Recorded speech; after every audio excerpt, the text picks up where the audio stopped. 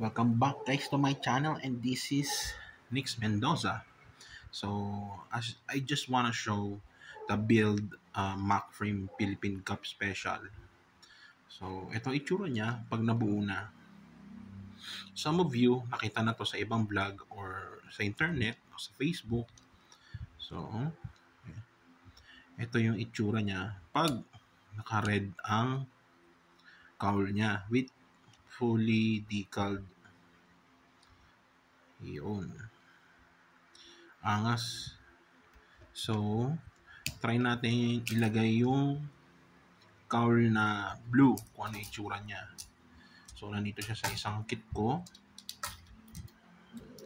So, by the way, this is a stock, back stock, no? Yung ito itsura naman niya pag yung color blue ang cowl niya nakalagay sa kanya. So, what do you think? Ano mas prefer nyo guys?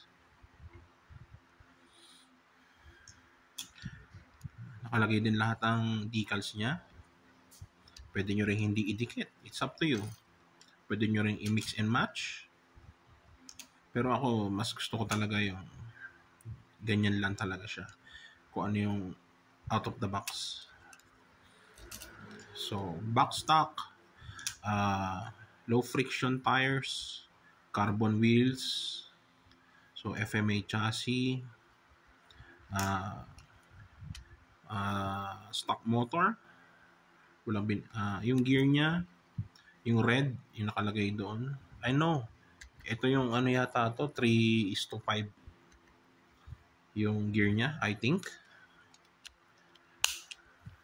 Ando pala sa isa sa VMAX yun. So, this is the back stock. So, walang binago. Wala akong binago. Out of the box. Ito itsura niya. Ganyan. So, yung VMAX ko naman, guys. Pakita ko lang sa inyo. VMAX setup. Well, sa VMAX, it depends pa rin sa inyo kung anong setup gagawin nyo. Kung paano nyo lalagay yung mga FRP. So, ito yung sa akin. Napatakbo ko na siya ng ilang beses. So, as you can see, marami na yung gulong niya. So, pinalitan ko yung gulong ng carbon din naman siya. Carbon wheels. Pero, yung etong tires is super hard. Yun. Pero, pwede ko rin i-mix and match yung gulong. Kung gusto kong kunin itong low friction, ilagay ko sa harap. Pwede rin. So, ito yung dampers ko. Mass dampers. Dito rin sa likod. Dito sa harap, hindi na ako naglagay dahil mabigat na yung front ng FMA chassis. So, hindi na ako naglagay ng damper. So, double yung FRP ko dito. So, walang high grade dito guys. Walang high grade na FRP. Ito, double. Ito sa harap. Wide yata to. Wide FRP yata to. Ayun, yung action niya. Kung nakababa ba, yes.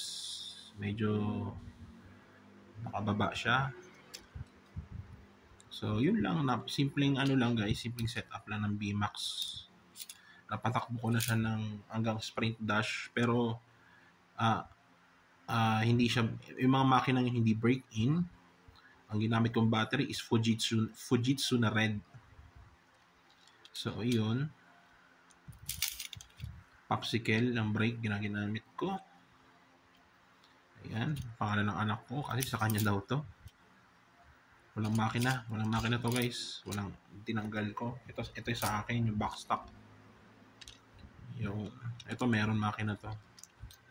So yun lang guys. Thank you for watching. I just want to show the Mac Frame Philippine Cup Special to you in VMAX form and the back stock form. So, thank you for watching guys. See you on my next content. This is Nix Mendoza. Don't forget to like and subscribe. Thank you.